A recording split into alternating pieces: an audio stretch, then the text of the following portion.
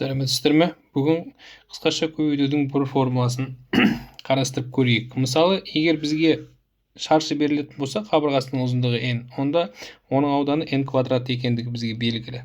Не болмаса, егер де төртбұрыш алатын болсақ, ұзындығы n, ені m-ге тең, онда оның ауданы бізде n көбейтілген m екендігі де белгілі.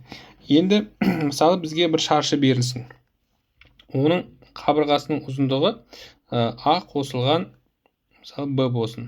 Енді a дегенді мысалы мына жерден алайық, ал қалған мынауымыз сонда бізде a болсын. Ал мына жерден бастап төбесіне дейін бізде b болсын. a қосылған b. Енді бұны біз төртке бөлейік. Яғни мына жеріміз үш клетка бізде a. Сонда бізде мына берілген шаршы төрт ауданға бөлінді. Байқап қарасаңыздар, мына жерде бізде a болды, мына жерде бізде b болды. Мынау a, мынау b, a, b. Енді бірінші мынау бізде a квадратты береді.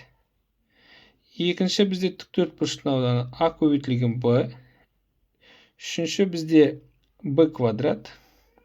Мынау да a көбейтілген b, төртінші аудан.